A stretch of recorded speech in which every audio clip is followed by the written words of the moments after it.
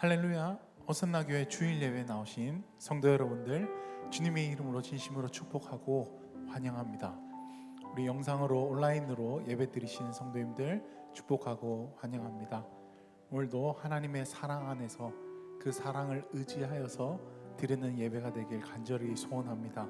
우리의 어떠함이 아니라 하나님의 보호하심과 평강과 강하고 능하신 손으로 인하여서 기뻐하며 안심하며 신뢰하며 그분으로 인하여서 참 평안을, 참 위로를 누리시는 예배되길 간절히 소원합니다. 그런 위로 가운데서 드려지는, 믿음 가운데서 드려지는 아름다운 예배 주님께 올려드리길 간절히 소원합니다. 우리 모두 다 함께 그 자리에 일어서시겠습니다.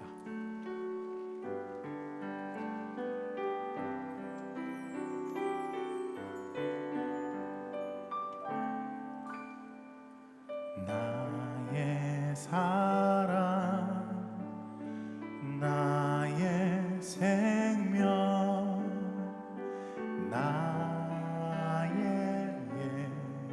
예수님,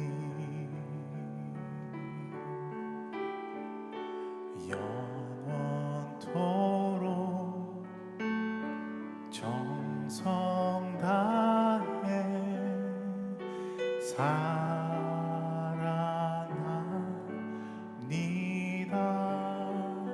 같이 찬양하실까요? 나의 사랑, 나의 사랑, 나의 생명, 나의 예수님,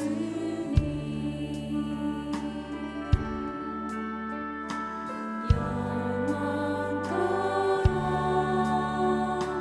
정성 다해 사랑하니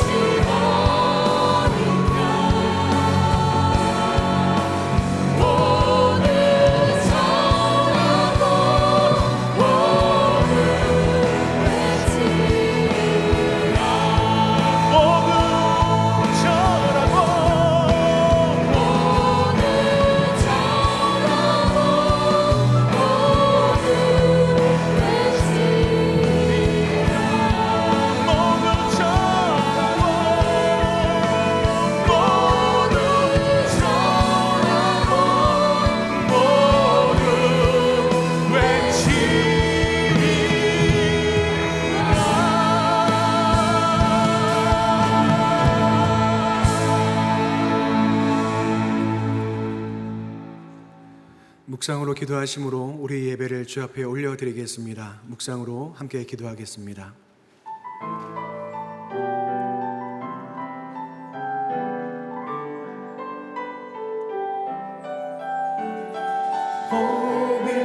모든 자들아 다 함께 노래하세.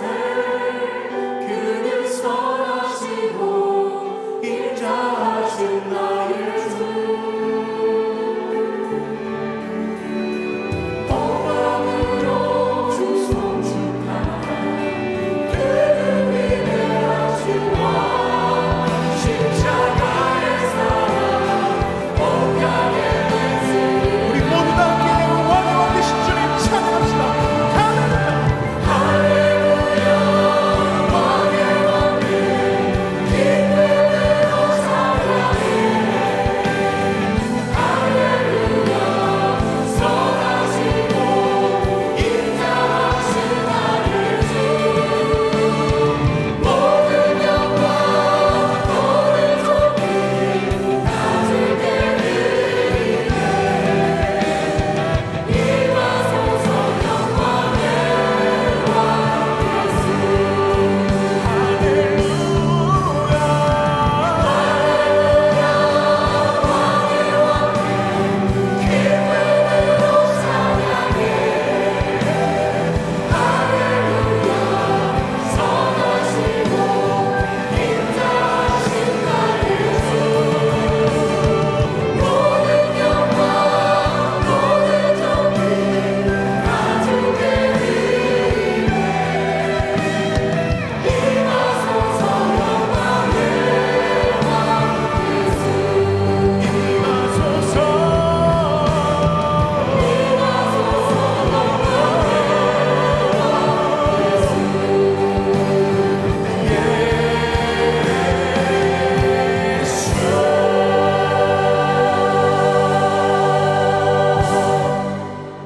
다 함께 사도신경으로 우리의 신앙을 고백하겠습니다. 나는 전능하신 아버지 하나님 천지의 창조주를 믿습니다. 나는 그의 유일하신 아들 우리 주 예수 그리스도를 믿습니다.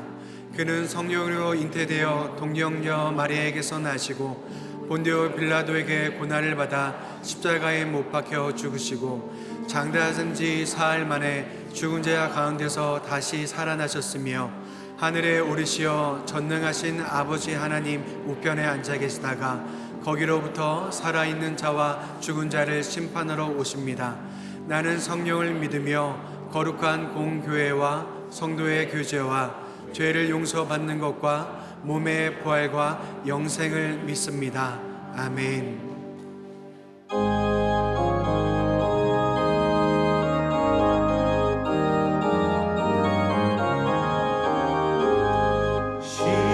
십자가를 내가 지고 주를 따라갑니다. 이제부터 예수로만 나의 몸을 삼겠네.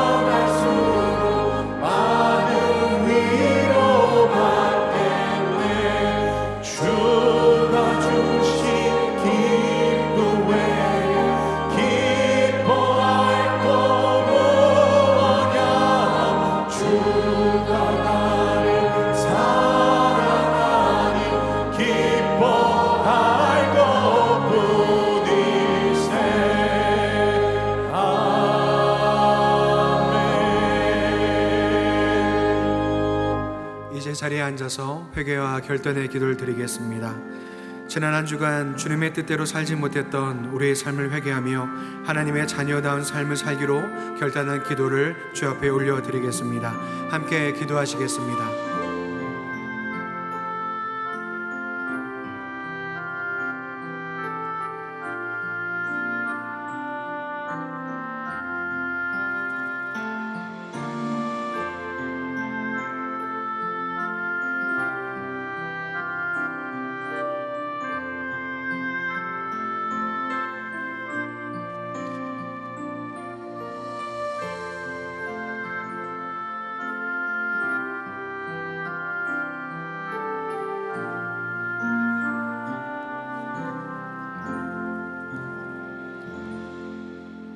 영원하신 사랑의 하나님 아버지, 오늘도 우리 호산나 성도들이 교회에서 또 각자의 처소에서 이 약속의 시간을 기억하고 지킬 수 있도록 생명 주시고 믿음 주셔서 감사합니다.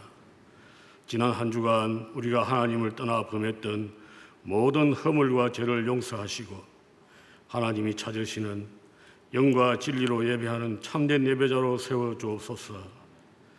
하나님 아버지, 어제는 강복 75주년, 건국 75주년이었습니다. 하나님의 특별한 간섭과 은혜로 자유와 복음의 터전 위에 세워진 이 나라가 잘못된 이념과 잘못된 정책으로 하나님을 부인하고 하나님을 대적하는 악한 세력을 따라가며 그들과盟회를 같이 하지 않도록 간섭해 주시고 섭리해 주옵소서. 특별히 차별금지, 인권이라는 미명하에 동성애 자체를 옹호하고 조장하며 가정을 파괴하고 교회를 약화시키고 핍박하려는 모든 악한 계획과 시도를 끊어주시고 그 악한 정체와 목적이 분명히 드러나게 해 주옵소서. 하나님 아버지, 아직도 우한 코로나 바이러스가 여러 나라에서 기승을 부리고 있고 우리 사회도 다시 확진자가 증가하고 있다 합니다. 많은 것이 변하고 특히 교회의 예배와 사역들이 위축되고 있습니다. 이 사태가 하루빨리 진정되고 종식되게 해주시고 우리 교회들이 당당하고 지혜롭게 대처하며 변화된 환경에 적절하게 대응할 수 있도록 인도해 주옵소서. 여러 가지 난간 속에서 불안하고 불확실한 시간들을 지나고 있는 우리 가정의 안정과 생업을 불기둥, 구름기둥으로 지키고 인도해 주소서.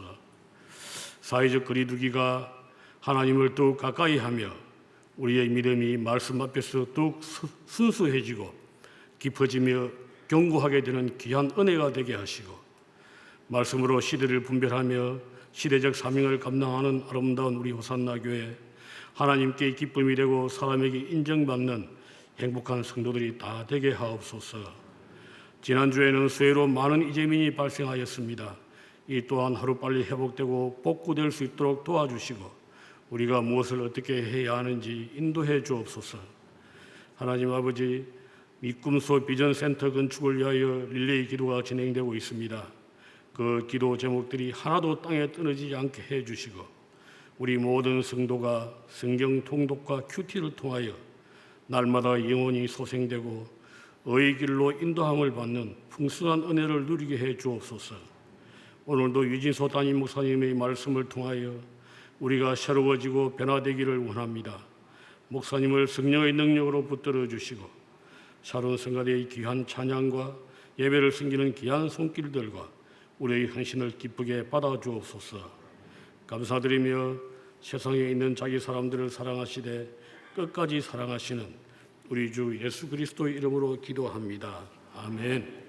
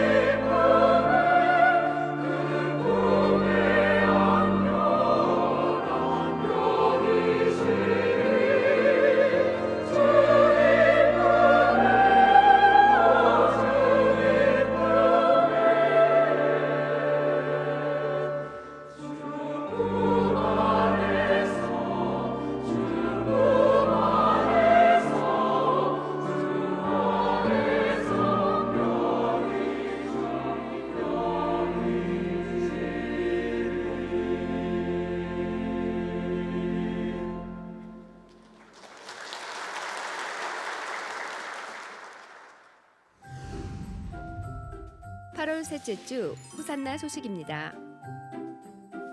오늘 호산나 교회 주일 예배에 나오신 성도님들을 주님의 이름으로 환영합니다.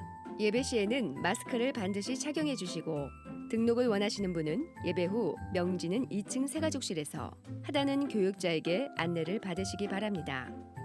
말씀과 함께하는 개강 특별 새벽 집회가 8월 31일 월요일부터 9월 5일 토요일까지 오전 5시 30분에 명지 2층 본당에서 있습니다.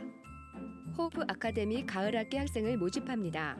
모집 기간은 오늘부터 8월 26일 수요일까지이며 초등학교 1학년부터 중학교 2학년을 대상으로 신청을 받습니다.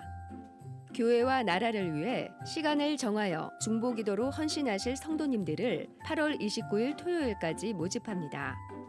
결혼 예비학교가 9월 5일 토요일부터 19일 토요일까지 매주 토요일 오후 3시에 명지 2층 새가족실에서 진행됩니다.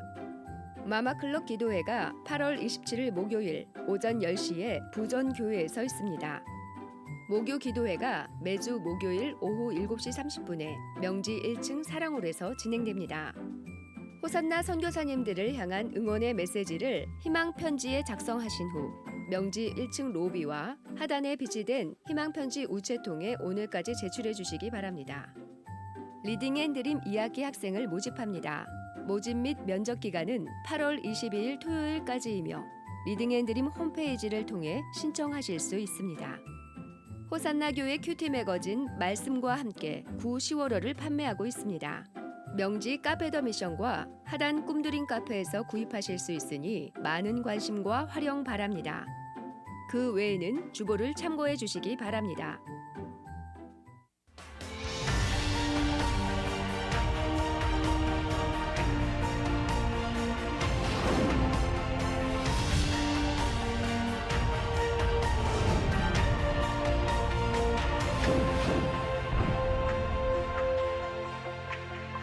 안녕하세요. 일본 호산나 교회를 섬기고 있는 김용민 선교사입니다. 저희 가족을 소개하겠습니다.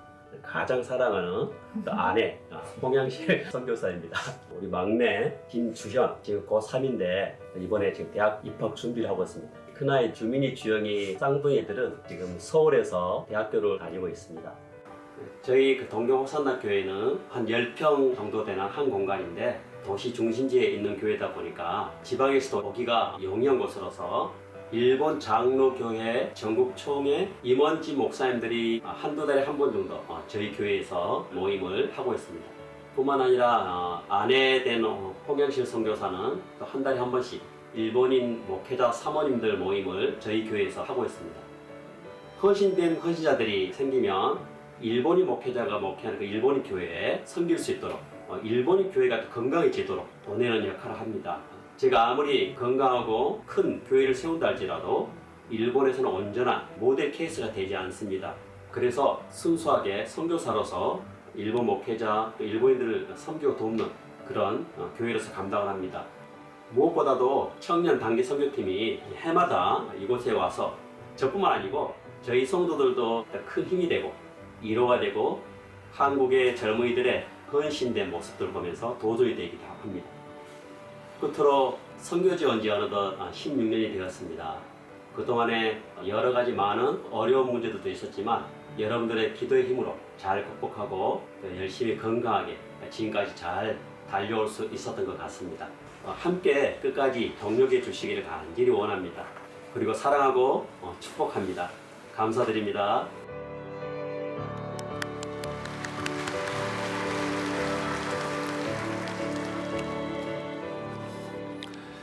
이 시간에 우리가 또 기억하고 위로할 분들이 있습니다. 부친이신 고 하영도 님 장례를 마치고 아들 하태용 집사님, 자부 김미연 성도님 오셨습니다. 잠깐만 자리에서 일어나시면. 그리고 모친이신 고 김봉순님 장례를 마치고 아들 노정수 집사님 오셨습니다. 잠깐만 자리를 일어나시면.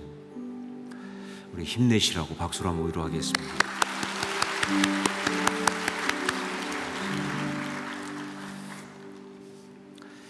몇 가지 교회 소식을 말씀드립니다. 먼저 어제 좀 아슬아슬했는데 정말 긴장했습니다. 왜냐하면 코로나19 지금 감염이 확산되면서 그래서 사회적 거리두기 2단계로 이제 격상될 거라고 하는 그런 이야기가 와서 그렇게 되면 저희 교회도 예배를 모여서 드릴 수가 없기 때문에 정말 좀 긴장하고 또 걱정도 했습니다. 여러분, 우리가 이렇게 예배 드린다는 것이 지금 이렇게 쉬운 얘기가 아니라는 것을 다시 아셔야 합니다. 그런데 글쎄 다행이란 말은 좀 이상하고요.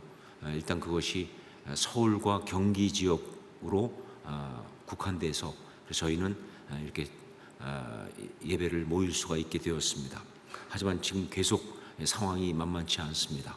여러분, 하여간 우리가 조금이라도 빈틈이 보여지면 바로 우리의 소중한 예배를 함께 드리지 못하고 또 모임을 할 수 없는 그런 상황들이 벌어질 수 있으니까 좀 답답하시더라도 교회 내에서 방역하는데 더 최선을 다해 주시고 예배 시간에 마스크 꼭 착용해 주시고, 그래서 이번에 저희 그 찬양팀들도 처음에 쉴드를 하다가 이제 다 마스크를 쓰고 찬양을 하는 것으로 바꾼 것입니다.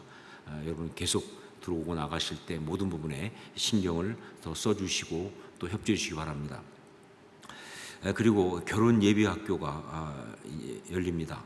9월 5일부터 9월 19일까지 토요일 날 3주간 있는데 해당되는 분들은 신청하시고 하시기를 부탁드립니다. 64기 중보기도 헌신자 모집합니다. 교회 나라를 위해 시간을 정해서 중보기도로 헌신할 성도님들 모집하고 있습니다. 여러분들 요일장 혹은 박종 목사님께 신청하시면 되겠습니다. 이 시간에 이제 우리가 함께 기도하는 시간인데 먼저 우리 영상을 봤던 김용민 선교사님 위해서 기도하기 원합니다. 정말 일본 교회와 목회자들을 잘 섬기며 사명을 끝까지 감당하게 하소서라는 제목과, 그리고 코로나로 인하여 어려움을 겪고 있는 성도들에게 위로와 격려를 주옵소서. 특별히 어제가 8월 15일 광복절이었기 때문에 더욱더 일본 교회와 목회자를 섬기는 이 일에 대해서 우리가 또 기도하지 않을 수가 없습니다. 의미가 더 있습니다. 정말 일본 교회가 살아야 그래야 온전히 일본 그 나라가 살 수가 있기 때문에 여러분 위해서 기도해 주시고 그 사명 끝까지 감당할 수 있도록 여러분 기도해 주시고, 또 일본도 지금 코로나 때문에 어려움 많이 겪고 있습니다. 정말 교회가 이 상황 속에서 성도들에게 위로를 하는 또 격려하는 그런 곳 될 수 있도록 역사하옵소서. 기도해 주십시오. 그리고 미꿈소 비전센터 건축을 위한 기도 제목을 또 한 가지 드립니다. 하나님께서 예비하신 최적의 시공업체가 선정되게 하시고 계획된 건축 일정에 차질이 없게 하소서.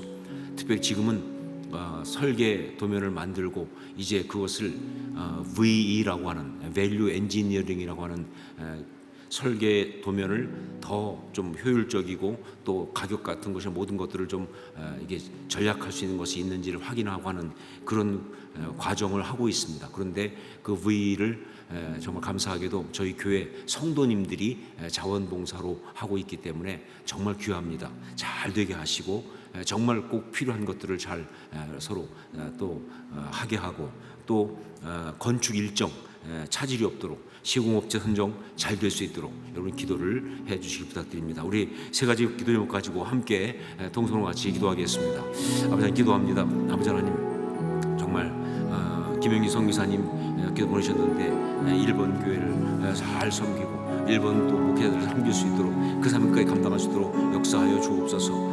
또 코로나19로 인해서 어려움 겪고 있는 것이 일본도 정말 어렵습니다. 정말 성도들에게 위로와 격려를 주시고 힘을 얻을 수 있도록 주여 함께하여 주옵소서. 복음이 어떤 의미인지를 알게 하옵소서. 또한 우리 미꿈소비전센터 건축을 기도합니다. 아버지 하나님께 예비하신 최적의 시공업체가 선정되게 하시고 계획된 건축 일정에 차질이 없게 하옵소서. VE 과정 중에 있습니다. 잘 되게 도와주시고 정말 이것이 큰 도움이 될 수 있도록 주님 섬기는 자들에게 은혜를 베풀어 주시고 정말 그 모든 일정 정말 특별히 시공 선정하는 것 정말 잘 될 수 있도록 주님 선교서 능력으로 함께하여 주시옵소서. 사랑하는 주님, 김명민 선교사님 위해서 기도합니다. 주님께서 뜻 가운데 파송하셔서 일본 땅 그 민족을 섬기라고 보내주셨고 동경 호산나교회를 통해서 그 사역을 감당하고 계시는데 정말 사랑하는 종이 부탁한 그 제목 그대로 일본 교회와 목회자들을 잘 섬기며 그 사명 끝까지 감당할 수 있도록 주여 함께 하시고 능력을 주시기 원합니다. 뿐만 아니라 지금 코로나로 인해서 일본 사람들도 어려움을 겪고 있고 정말 성도들도 많은 어려움을 겪고 있는데 정말 주님 그 모든 사랑하는 사람들에게 주께서 위로와 격려를 주시고 교회가 이럴 때 정말 소망이 될 수 있도록 역사하여 주시옵소서. 우리 믿음에서 비전센터 건축을 위해서 기도합니다. 하나님 예배하신 최적의 시공업체가 선정되게 하시고 계획된 건축 일정 차질이 없을 수 있도록 역사하여 주시옵소서. 위를 하고 있는 과정 중에 있는데 정말 잘 되게 도와주시고 바른 더 그런 모든 일들이 다 이 일을 통해서 일어나게 도와주시고 정말 주님 무엇보다 우리가 좀 기도하는 그대로 모든 일정들을 주의 능력 가운데 주장하시사 아름답게 될 수 있도록 역사하시고 특히 시공업체 잘 선정될 수 있도록 주님 인도하여 주시옵소서. 이 시간 또한 주 앞에 예배드리며 예물을 올려드립니다. 우리 삶과 정말 우리의 물질을 함께 드리오니 받아주시고 정말 우리가 주님 앞에 쓰임받는 그런 사람이 되고 우리의 이 물질이 또한 주의 나라 위에 쓰임받는 귀한 것 되게 하여 주시옵소서. 아버지 하나님, 어려운 상황이지만 우리가 그 가운데서 그 어려움 속의 피해자가 아닌 그러나 그 가운데 오히려 주를 바라보고 인해서 정말 주의 능력과 은혜 가운데 정말 축복받는 자 될 수 있도록 우리를 붙들어 주시고 우리의 심령과 삶을 주님 주장하여 주시옵소서. 감사드리옵고 예수님 이름으로 기도합니다. 아멘. 말씀을 함께 나누겠습니다. 사도행전 21장 15절로 26절까지 말씀입니다. 사도행전 21장 15절로 26절까지 말씀 가운데서 19절부터 24절까지를 교독하도록 하겠습니다. 19절로 24절까지 한 절씩 교독합니다. 제가 먼저 19절 말씀을 봉독합니다. 바울이 문안하고 하나님이 자기의 사역으로 말미암아 이방 가운데서 하신 일을 낱낱이 말하니 그들이 듣고 하나님께 영광을 돌리고 바울도 이르되 형제여 그대도 본 바에 유대인 중에 믿는 자 수만 명이 있으니 다 율법의 열성을 가진 자라. 내가 이방에 있는 모든 유대인을 가르치되 모세를 배반하고 아들들에게 할례를 행하지 말고 또 관습을 지키지 말라 한다 함을 그들이 들었도다. 그러면 어찌할꼬 그들이 필연 그대가 온 것을 들으리니 우리가 말하는 이대로 하라. 서원한 네 사람이 우리에게 있으니 그들을 데리고 함께 결례를 행하고 그들을 위하여 비용을 내어 머리를 깎게 하라.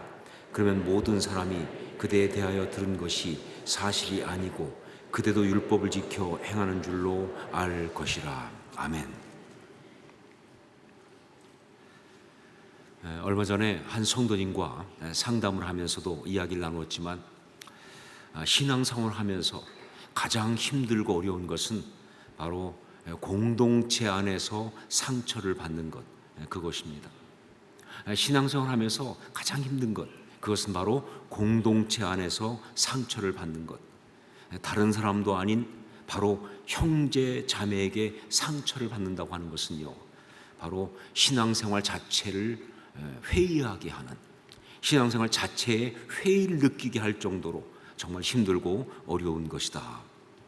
무엇보다 이것이 정말 힘들고 어렵고 그야말로 열받게 하고 마음이 무너지게 하는 것은요, 대개 이런 것은요 직접 와서 상처를 주는 것이 아니에요. 대놓고 와서 직접 앞에서 상처를 주는 것이 아니라 대부분 뭐냐, 뒤에서 이런저런 말을 하면서, 요즘 유행하는 말 그대로 뒷담화를 하면서 그렇게 상처를 주니까 이게 힘든 거예요. 거기다가 말이죠, 거의 사실이 아닌 그런 말을 지어내거든요.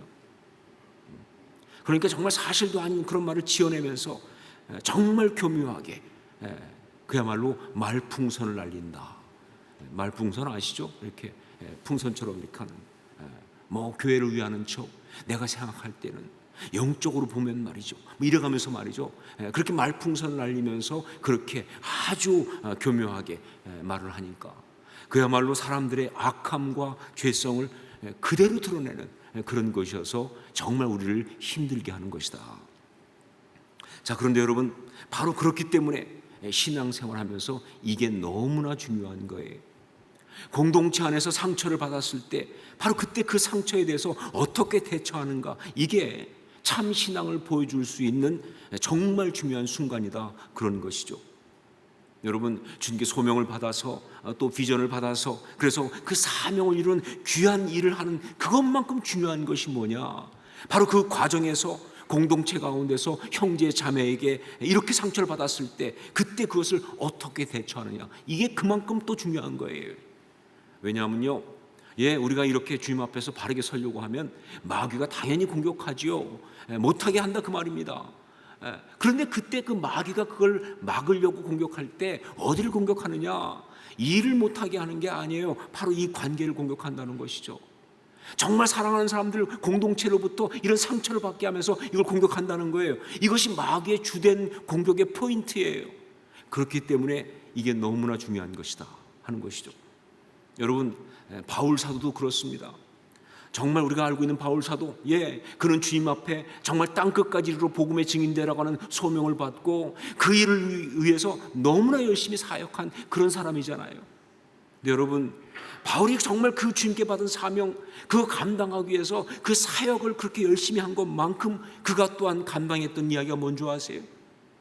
바로 공동체 안에서 상처를 받았을 때 그걸 처리하는 그 일을 위해서 그가 정말 최선을 다했던 그런 사람이다 하는 거예요.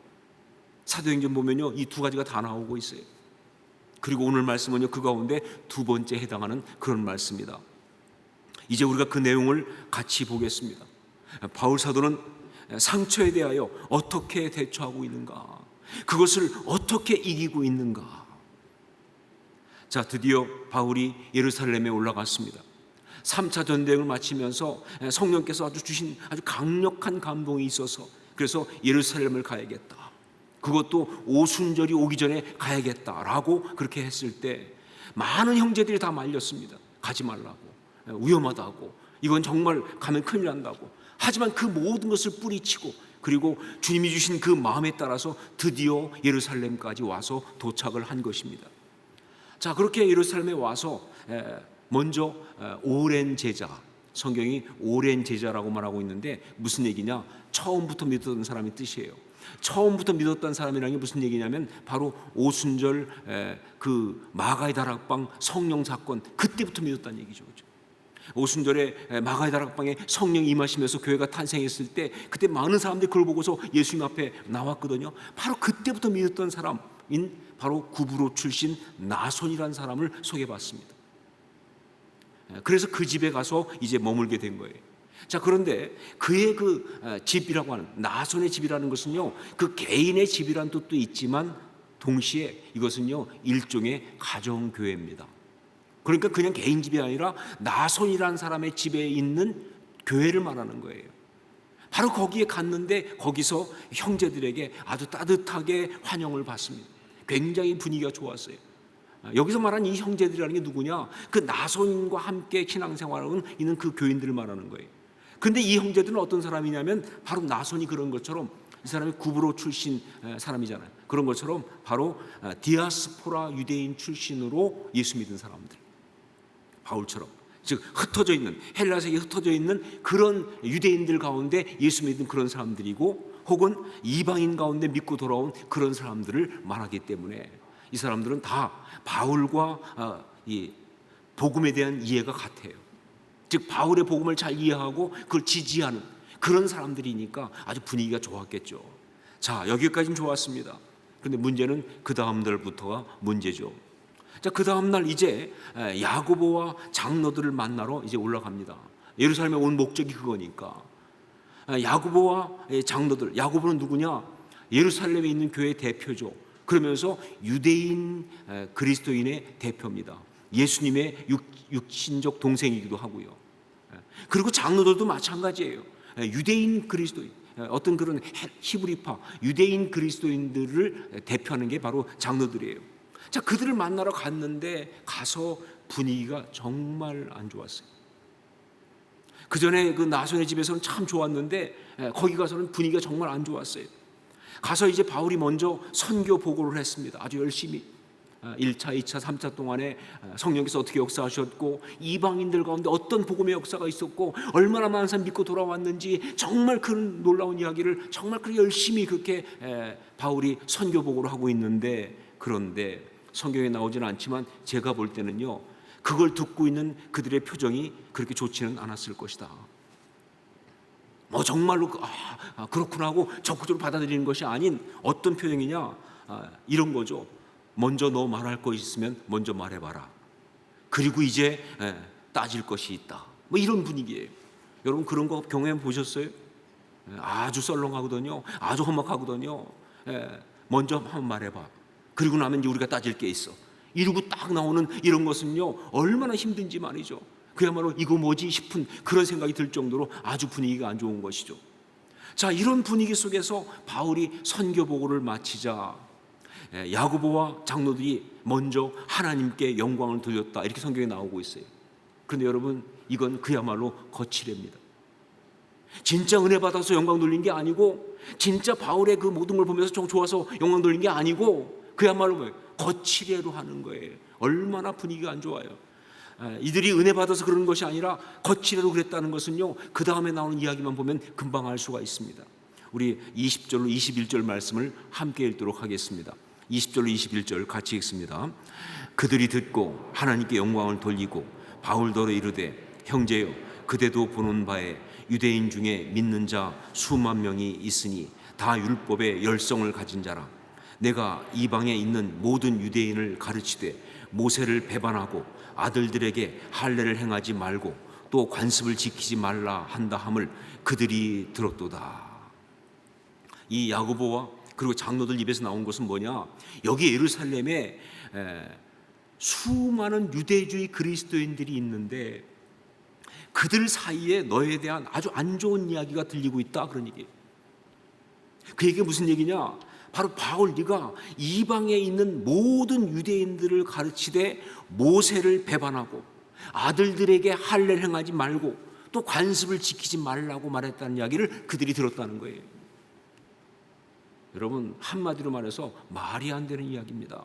아니, 바울이 언제 유대인들한테 모세를 배반하라고 가르친 적이 있었나요? 바울은 뭘 얘기했습니까? 이방인들에게 예수를 믿기 위해서 먼저 할례를 받고 유대인이 될 필요는 없다고 말한 것뿐이죠. 그렇죠?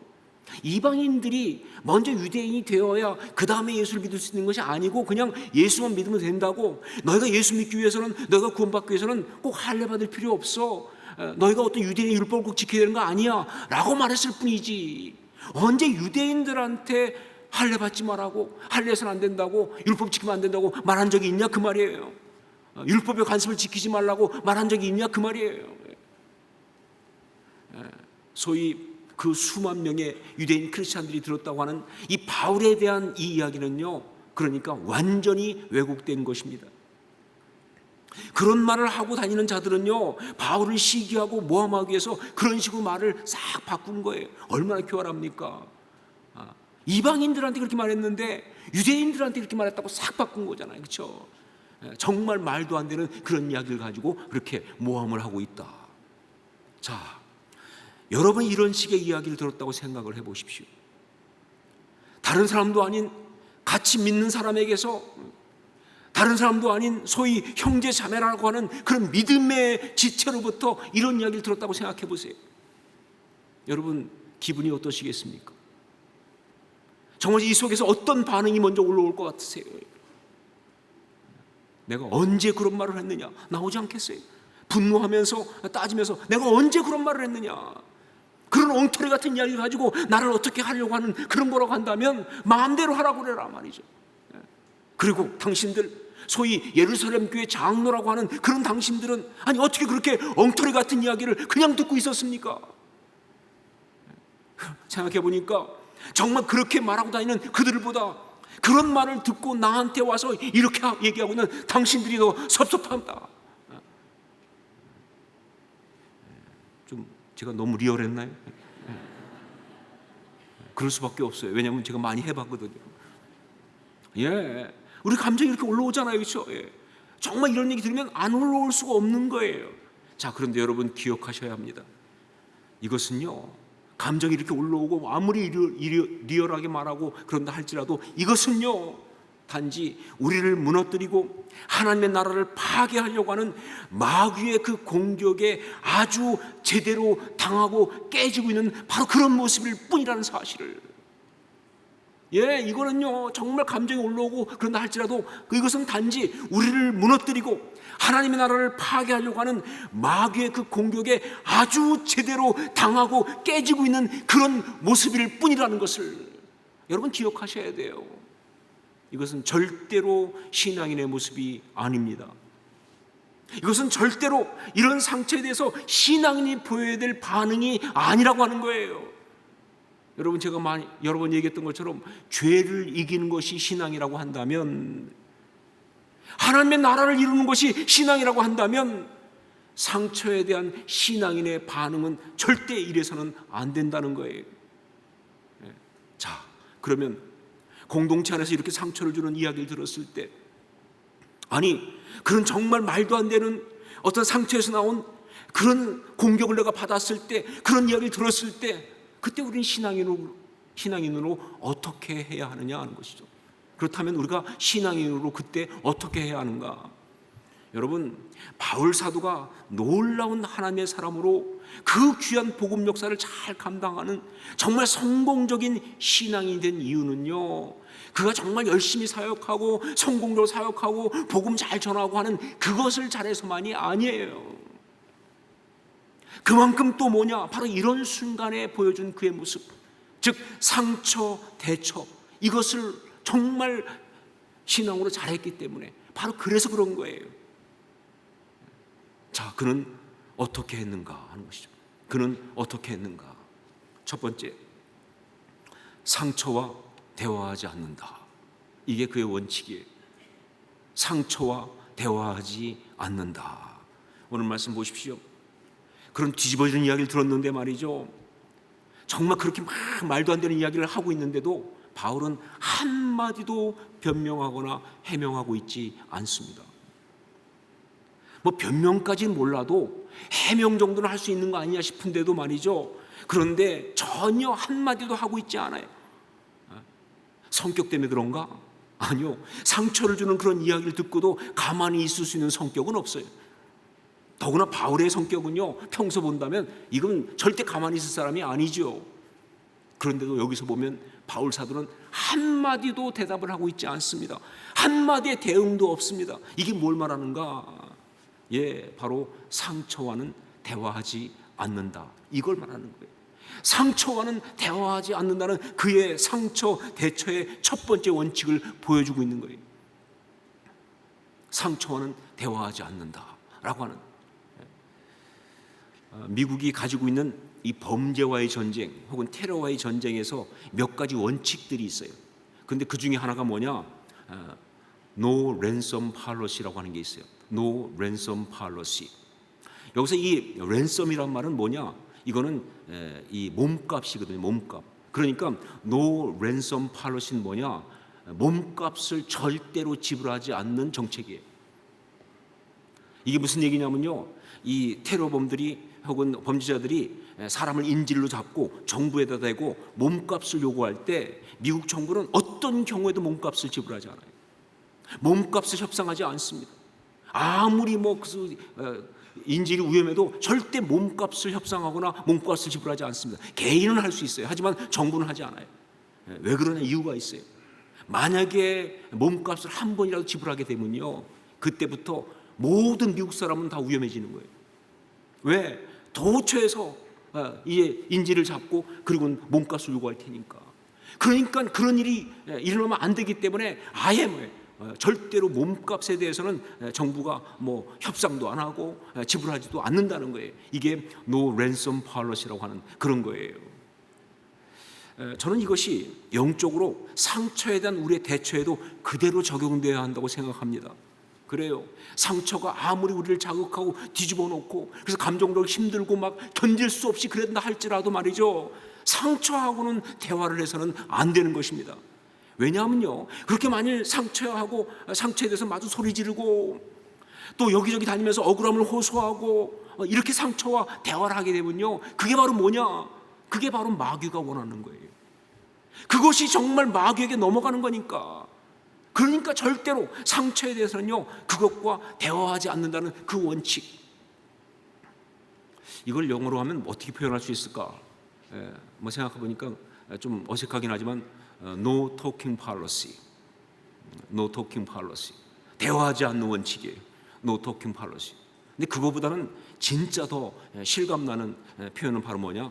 개무시 팔러시입니다. 개무시 팔러시. 예, 진짜 무시하셔야 돼요. 말 섞을 필요도 없어요. 대화할 필요가 없어요. 그냥 개무시하는 그 정책, 개무시 팔러시. 이것이 바로 진짜 맞는 거예요. 바울 사도는요, 바로 이 원칙을 가지고 있었습니다. 그게 잘 보여준 것 중에 하나가 바로 빌립보서 이야기예요. 여러분, 빌립보서 옥중 서신이잖아요. 바울이 로마 감옥에 있을 때 쓴 거예요. 자, 그런데 바울이 로마 감옥에 갇혀 있다 보니까 밖에서는요, 별별 소리가 다 들려왔어요. 특별히 바울을 좀 반대했던 이 세력들은요, 그동안 좀 말 못하고 있다가 바울이 감옥에 들어가니까 봐라, 하나님께서 가둬놓으신 것이다, 하나님이 저를 버렸다부터 시작해가지고 이번 기회에 우리가 좀 세력을 넓히자. 그래서 막 다니면서 막 더 열심히 말이죠, 막 자기네 세력 넓히고 막 이런 식의 일을 막 하면서 이야기를 하고 다니는데, 이 말이 그냥 다 바울을 뒤집어 놓는 말들이에요. 자, 그런데 그는 그 모든 것에 대해서 대꾸도 하지 않습니다. 다만 말한 것이 뭐냐? 그럼 무엇이냐? 거칠애로 하나 참으로 하나 무슨 방도로 하든지 전파되는 것은 그리스도니 이로써 나는 기뻐하고 또한 기뻐하리라. 그렇게 상처 주는 말이 있지만 그것은 아랑곳하지 않고 복음 전해지면 됐지 뭐. 정말 한마디로 상대를 안 합니다. 이게 바로 바울의 원칙이에요. 여러분, 상처를 대처하는 바울의 이 첫 번째 원칙을 기억하셔야 합니다. 정말 상처와는 대화할 필요가 없습니다. 같이 앉아 따지고 해명하고 그럴 필요가 없어요. 하물며 여기저기 다니면서 자기 억울함을 호소하고 같이 비방하는 그런 식의 말은 절대로 해서는 안 되는 거예요. 물론 몇 가지의 좀 오해가 있어서 그 오해를 풀어줘야 될 것 같으면 이야기할 수 있어요, 만나서. 하지만 오늘 말씀에 나온 것처럼 말이죠, 이게 대놓고 비열하게 정말 이런 식으로 말하고 다니는 거라고 한다면 그야말로 상함이고 악함인 것이 명백한 경우에는요, 말할 필요가 없어요. 말해서 풀리지 않습니다. 말할 필요가 없을 정도가 아니라 여러분이 스스로 그것을 묵상할 필요도 없어요. 아니, 곰곰이 생각할수록 뒤집어지는 생각을 왜 합니까 도대체? 곰곰이 생각할수록 열받는데 왜 하냐 그 말이에요. 그렇죠? 생각할 필요도 없어요. 다만 내 자신이 해야 할 것을 담담히 해 나갈 밖에, 내가 지켜야 할 것, 내가 해야 할 것을 그냥 담담히 해 나갈 밖에, 이게 신앙이에요. 이것이 바로 십자가 신앙의 능력인 거예요. 상처와는 대화하지 않는다라는 거예요. 두 번째, 또 하나의 원칙이 있었습니다. 그게 뭐냐? 상처가 세력을 얻지 못하게 한다. 상처가 세력을 얻지 못하게 한다. 오늘 말씀에 보면요, 야고보와 예루살렘 교회 장로들이 나름 바울을 위한답시고 한 제안을 합니다. 그런데 이 제안은요, 한마디로 말해서 바울의 자존심을 완전히 깎아내리는 그런 제안이에요. 우리 23절로 24절 말씀을 함께 읽겠습니다. 23절 24절 같이 읽습니다. 우리가 말하는 대로 하라. 서원한 네 사람이 우리에게 있으니 그들을 데리고 함께 결례를 행하고 그들을 위하여 비용을 내어 머리를 깎게 하라. 그러면 모든 사람이 그대에 대하여 들은 것이 사실이 아니고 그대도 율법을 지켜 행하는 줄로 알 것이라. 예, 그렇게 상처의 이야기를 듣고 난리치는 그들을 달래기 위해서 바울 사도 보고 나시린 규례, 머리 깎는 게 나시린 규례잖아요. 이 나시린 규례는요, 율법 중에서도 굉장히 아주 높은 수준의 헌신이니까 바로 나시린 규례를 지키려고 하는 그 네 사람, 바울까지 포함해서 5사람이죠. 그 경비를 바울 보고 부담하고, 그리고 거기에 자기도 동참함으로 인해서 정말 모든 사람들한테 내가 율법을 존중한다는 걸 좀 보여줘라 라고 말한 거예요. 자, 그런데 이것은요, 한마디로 말해서 치사하다 하는 것이죠. 예, 돈이 아까워서 그런 거 아니에요. 정말 그렇게까지 해서 그들한테 자신을 보여줘야 한다는 그 자체가, 이게 정말 치사하고 정말 자존심이 상하는 일이에요. 예, 보통 같으면 못한다. 내가 왜 그런 식으로 나를 증명해야 하는가? 아니, 그들이 잘못된 이야기를 듣고 잘못된 생각을 하고 있는데 그걸 풀어주기 위해서 내가 그런 일까지 해야 되느냐 말이죠. 아니, 신앙을, 헌신을 그런 식으로 써먹냐 말이죠. 이렇게 말할 수밖에 없는, 정말 그렇게 이야기할 수밖에 없는 그런 것이 바로 이런 이야기죠, 일반적으로 본다면. 그런데 놀랍게도 오늘 말씀 보니까 바울 사도는요, 그런 제안을 그대로 따릅니다. 자존심 다 내려놓고 그냥 다 받아요. 왜 그랬을까요? 그게 자기 자존심만 깎일 뿐이지 그렇게 한다고 효과가 없다는 걸 알고 있어요. 예, 그런다고 그들이 마음을 돌리거나 바울을 인정해 주거나 그러지 않을 걸 알고 있어요. 하지만 그대로 했습니다. 왜요? 이유는 딱 한 가지예요. 상처가 세력을 얻지 못하게 하기 위하여예요. 상처가 세력을 얻지 못하게 하기 위하여. 만일 바울이 못한다, 버티고 내 자존심 지키겠다라고 나가면요, 결국 뭐예요? 그 공동체 안에서 상처가 세력을 얻습니다. 그러면서 야고보, 또 다른 장로들, 또 바울, 뭐 다른 사람 사이에 전부 상처가 막 그냥 힘을 얻어가지고 이슈가 되면서, 그러면서 막 공동체 전체를 다 뒤집고 파괴하는 그런 일밖에, 그러면서 사랑하는 사람들 다 무너뜨리는 그것밖에 안 되잖아요. 그러니까 잘못된 줄 알지만, 소용없을 줄 알지만, 자존심 상할 줄 알지만 그냥 따라주는 거예요. 왜? 상처가 세력을 얻지 못하게 하기 위해서 말이죠.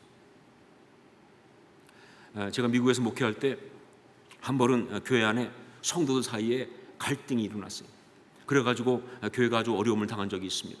처음에 시작은요, 큰 일이 아니었는데, 그런데 늘 그런 것처럼 마귀가 막 거기 역사하다 보니까 양쪽에서 서로 오가는 말에 상처받고 자존심 상하고 뭐 이래가지고 나중에는 정말 심각한 갈등에 빠진 거예요. 정말 그 교회가 큰 어려움에 들어갈 수 있는 그런 상태가 되었습니다. 그래서 제가 그걸 해결하려고 그 중에 한 성도님을 만났어요. 이게 만나서 이야기하면서 제가 그분한테 이렇게 말했습니다. 집사님이 먼저 가서 용서를 구하고 대화를 시작하십시오. 집사님이 먼저 가서 용서를 구하고 대화를 시작하십시오. 그랬더니 그분이 펄쩍 뛰면서 말이죠. 아니, 목사님, 내가 잘못한 게 없는데 왜 내가 먼저 갑니까? 어떻게 와도 그쪽이 잘못한 건데 내가 왜 먼저 가서 머리를 숙이고 용서를 구하고 이야기 시작합니까? 펄쩍 뛰더라고요. 근데 그때 제가 그분에게 딱 한마디만 했습니다. 왜냐하면요, 집사님이 더 믿음이 좋으니까요. 왜냐하면 집사님이 더 예수님을 사랑하니까요. 여러분, 그렇습니다. 공동체 안에 이런 상처로 인해서 갈등이 생겼을 때, 그게 가정이든, 그게 교회든, 그게 믿음의 직장이든, 그게 믿음의 사람들의 모임이든, 여하튼 하나님의 공동체 안에 이런 상처로 인해서 갈등이 생겼을 때, 그때 그 상황에서 먼저 사과하고 용서를 구하는 것은요, 잘못한 사람이 아니라 믿음이 더 좋은 사람이 하는 거예요. 잘못한 사람이 아니라 더 성숙한 사람이 하는 거예요. 이게 답이에요. 예, 공동체 안에 이런 문제가 생겼을 때 그때 먼저 사과하고 용서를 구하는 것은요, 잘못한 사람이 아니라 믿음이 더 좋은 사람이 하는 거예요. 잘못한 사람이 아니라 더 성숙한 사람이 하는 거예요. 왜냐하면요, 그래야만이 상처가, 죄가 세력을 얻지 못하니까. 아니, 상처가, 죄가 세력을 얻지 못하게 해야 하니까. 그래서 공동체를 무너뜨려주면 안 되니까 말이죠.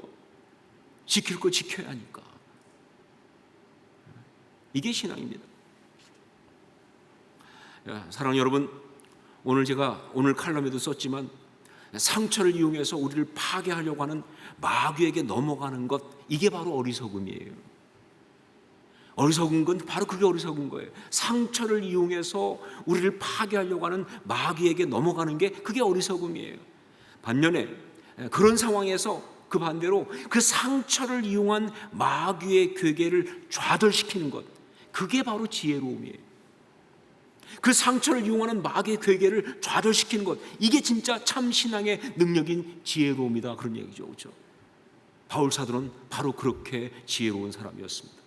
자, 그런데 바울 사도는 그때 어떻게 그렇게 할 수 있었을까? 정말 속이 뒤집어지는 그런 이야기를 듣고 그렇게 억울하고 분한 그런 상황 속에서 어떻게 상처와는 대화하지 않는다는 그 원칙을 지킬 수 있었을까? 정말 어떻게 상처가 세력을 얻지 못하게 하라 하는 그 방침을 지킬 수가 있었을까 말이죠. 분명히 쉽진 않았을 것입니다. 그런 이야기를 들었을 때 입을 다물고 따지지 않고 속으로 그것을 되뇌이지 않는다는 건 정말 쉬운 얘기가 아니에요.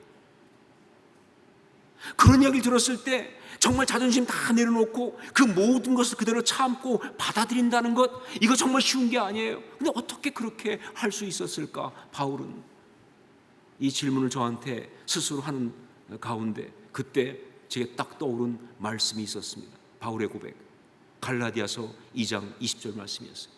갈라디아서 2장 20절 말씀. 내가 그리스도와 함께 십자가에 못 박혔나니 그런즉 이제는 내가 사는 것이 아니요 오직 내 안에 그리스도께서 사시는 것이라. 이제 내가 육체 가운데 사는 것은 나를 사랑하사 나를 위하여 자기 자신을 버리신 하나님의 아들을 믿는 믿음 안에서 사는 것이라. 내가 그리스도와 함께 십자가에 못 박혔나니 그런즉 이제는 내가 사는 것이 아니요 오직 내 안에 그리스도께서 사시는 것이라. 이제 내가 육체 가운데 사는 것은 나를 사랑하사 나를 위하여 자기 자신을 버리신 하나님의 아들을 믿는 믿음 안에서 사는 것이라. 예, 이게 바울의 고백입니다. 그러면서 떠오른 또 말씀은 갈라디아서 5장 24절 말씀. 그리스도 예수의 사람들은 육체와 함께 그 정욕과 탐심을 십자가에 못 박았느니라. 여러분, 아무리 내가 맞는 것 같고 아무리 내가 억울하게 당하는 것 같아서 그래서 정말 그 모든 것과 마주대하고 싸우고 결판을 내겠다고 그렇게 한다 할지라도 결국은 따져보면요, 그것도 내 자존심이에요. 그것도 내 욕심이에요. 그것도 내 죄악입니다. 그런데 믿는다는 게 무엇입니까? 그리스도 예수의 사람들은 육체와 함께 그 정욕과 탐심을 십자가에 못 박았느니라 아니에요, 그렇죠? 예, 그는 그 순간 자기를 보지 않고 우리 주님을 바라보았을 것입니다. 우리 주님의 그 십자가를 바라보았을 것입니다. 예, 그렇습니다. 십자가, 그 십자가를 지고 가시면서 우리 주님께서 보여주신 바로 그 모습, 그 능력, 그것만을 바라보는 그 신앙, 그것만이 바로 이 상처와 맞닥뜨렸을 때, 이 상처 공격을 받았을 때 그것을 이길 수 있는 그런 이야기가 되는 거예요. 아니, 그거 외에는 방법이 없어요. 십자가를 바라보는 것 외에는 그것만이 상처를 이길 수 있게 한다. 사랑하는 여러분, 원하지 않지만 우리가 정말 공동체를 이루고 신앙생활하면서 큰 것이든 작은 것이든 상처를 이용해서 우리를 공격하는 그런 마귀의 공격을 받지 않을 수가 없어요. 그것도 정말 비열하게 내 가장 가까운 사람, 내 사랑하는 동역자들, 지체들을 통해서 그렇게 하니까. 자, 그럴 때 여러분이 정말 신앙의 사람이라고 한다면 그 상처에, 그 공격에 당하지 말고 지혜롭게 대처하시고 지혜롭게 이길 수 있기를 주의 이름으로 축원합니다. 신앙은 그런 것이다. 신앙은 그런 것이다. 그 상처에 대해서 지혜롭게 대처하고 그리고 이겨내야 하는 것입니다.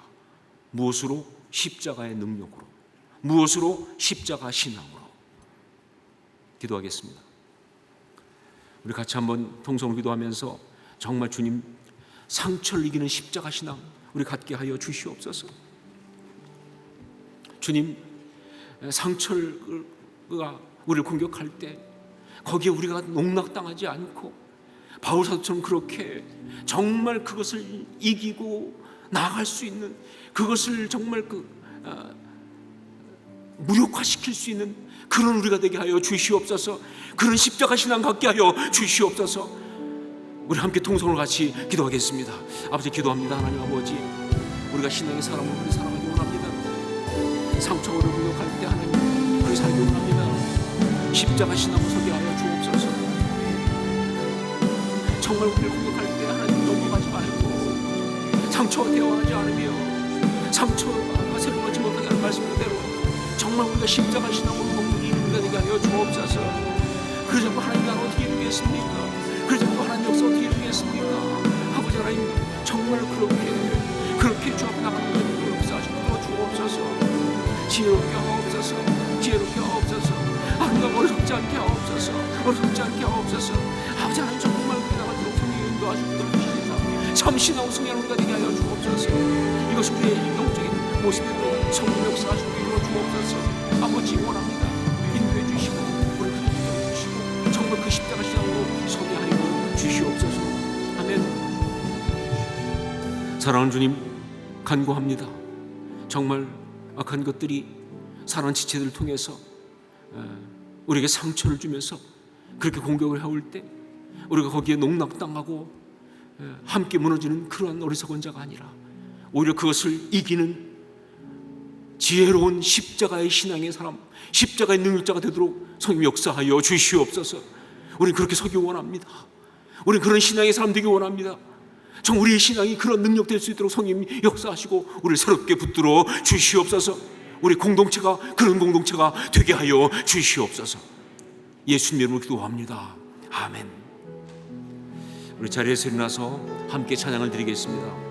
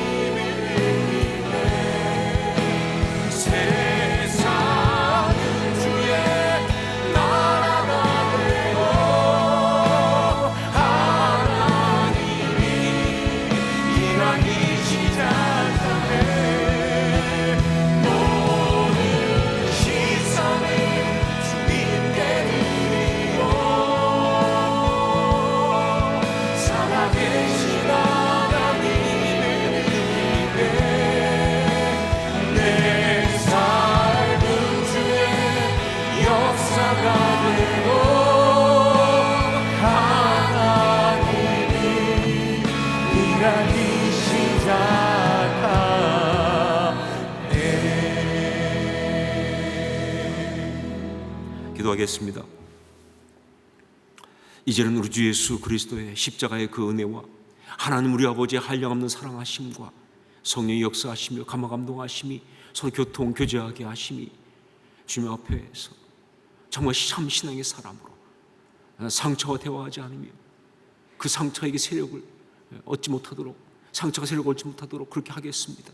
영적 결단을 하고 선포하고 승리하고 나아가는 십자가 신앙의 아름다운 주의 사람들 머리 위에 힘들지만 지금도 믿음으로 나가고 있는 그 귀한 하나님의 사람들의 그 발걸음 걸음 위에 주께서 사랑하시는 가정과 주께서 사랑하시는 교회와 주께서 사랑하시는 모든 믿음의 사람들의 삶의 자리, 그 모든 심령 위에 주님께서 사랑하시는 이 나라 이 민족 위에 이제부터 영원까지 항상 함께 있을지어다. 아멘.